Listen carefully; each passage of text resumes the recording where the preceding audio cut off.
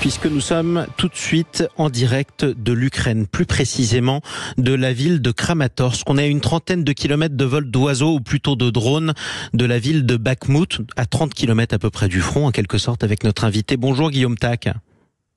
Bonjour. Bienvenue sur Sud Radio. Merci de nous avoir rejoints en ce triste jour de l'anniversaire du début de l'invasion de l'Ukraine déclenchée par Vladimir Poutine. Alors vous êtes correspondant en Ukraine pour le journal Les Échos. Vous êtes, je le disais, en direct de Kramatorsk. Bon, on n'est pas loin du front. Vous êtes à combien de kilomètres du front à peu près ? Alors j'étais initialement à Kramatorsk ce matin, mais il y a eu un petit changement de plan, donc on se rend dans la direction de Dobropil ce matin, donc un peu plus proche pour situer. Généralement, on va dire que c'est dans la direction d'Avdiivka, la ville qui a été assez récemment prise par les Russes. Exactement. Donc, suffisamment loin du front, mais comme les bâtiments démembrés autour de moi en témoignent, on est quand même à portée d'artillerie. Exactement, à portée d'un tir, à portée d'un drone, bien entendu. Le front qui a recommencé à bouger légèrement, avec une pression russe tant autour d'Avdiivka qu'autour de Bakhmout aujourd'hui. Quel est l'état d'esprit des soldats ukrainiens que vous côtoyez alors que la poussée russe est forte ? Alors la poussée russe effectivement est forte. Il faut quand même rappeler que la prise d'Avdiivka survient, c'est la culmination, on va dire, de 4 mois d'une offensive très intense de la part des forces russes. C'est évidemment très difficile de chiffrer les pertes enregistrées tant du côté russe que du côté ukrainien. Des analyses réalisées en source ouverte uniquement avec des pertes visuellement confirmées entre novembre et janvier de cette année, estimées grosso modo les pertes russes en véhicules et en tanks à environ 650 voire 700 véhicules blindés, dont 200 à 222 tanks. Par conséquent, la prise d'Avdiivka reste un symbole. C'est quand même la première victoire russe qu'ils enregistrent depuis mai 2023 avec la prise de Bakhmout. Donc le front, certes, a bougé. Dans l'ensemble, on reste quand même sur une guerre d'attrition, sur une guerre de position, avec des tranchées boueuses et des scènes qui malheureusement rappellent un peu les photos qu'on voyait dans les livres d'histoire lorsqu'on étudiait la Première Guerre mondiale à l'école. Et c'est ce que vous ressentez quand vous allez sur le front et que vous rendez visite aux soldats ukrainiens. Vous allez en rencontrer dans quelques minutes d'ailleurs pour un enterrement, c'est ça ? Un entraînement, pardonnez-moi. Exactement. C'est une sorte de dichotomie assez terrible, dans le sens où sur le continent européen, on a à nouveau une guerre qui déchire un pays entier, des centaines de kilomètres de tranchées, des champs de mines, des obus qui s'abattent régulièrement, la pluie, la bouffe, le froid, la neige, les rats.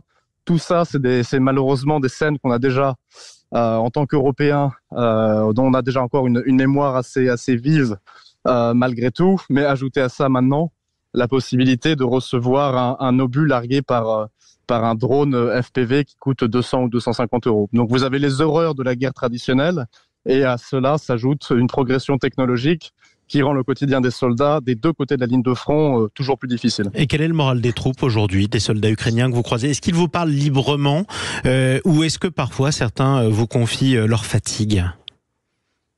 Les soldats sont toujours très libres, toujours très honnêtes.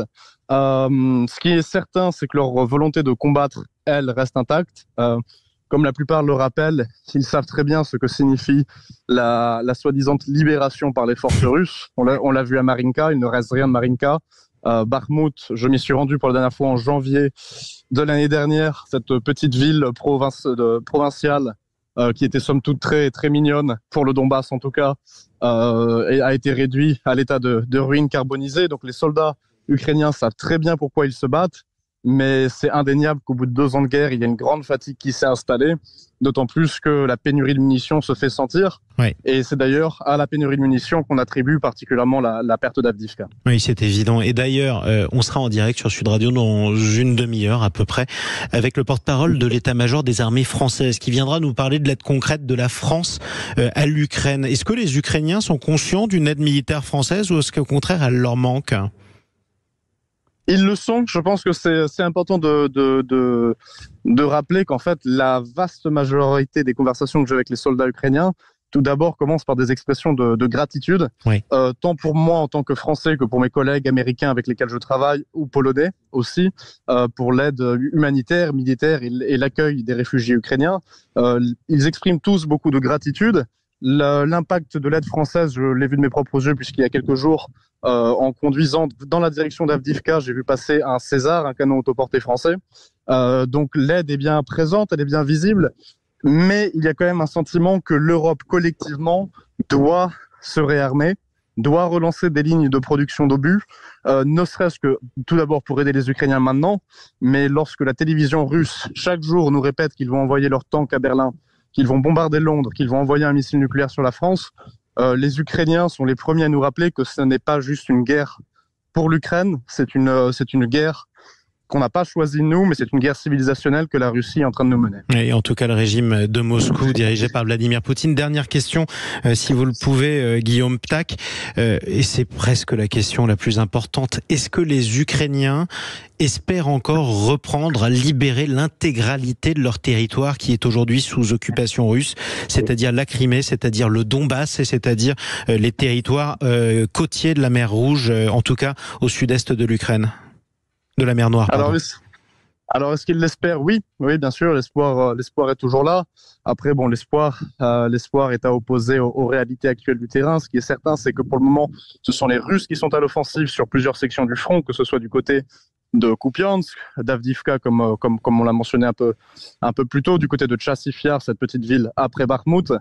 Donc l'espoir est là. La vaste majorité des Ukrainiens, dans les sondages d'opinion réalisés ces derniers temps, se disent toujours opposés à la moindre concession territoriale à la Russie, car comme je l'ai dit, les Ukrainiens malheureusement ont conscience de ce qui s'ensuit dans les territoires occupés par la Russie, c'est-à-dire des autodafés, on brûle les livres écrits en ukrainien, on réécrit les noms de rues, on cible les activistes et même les enseignants de la langue ukrainienne, on retrouve des charniers comme ça a été le cas à Izium ou à Liman. Les Ukrainiens savent très bien ce que signifie ce qu'ils appellent le Ruski Mir, le monde russe, et ils ne veulent absolument pas en faire partie. Exactement, et même si la Russie veut qu'ils en fassent partie de gré ou de force. Merci beaucoup pour votre témoignage en direct du front, ou presque, Guillaume Ptak. Je rappelle que vous êtes le correspondant en Ukraine pour le journal Les Échos qu'on peut retrouver évidemment dans les kiosques aujourd'hui. Soyez prudents, Guillaume Ptak. Et merci à vous. Merci beaucoup. On vous retrouvera avec plaisir une prochaine fois sur Sud Radio. Allez, il est 7h42.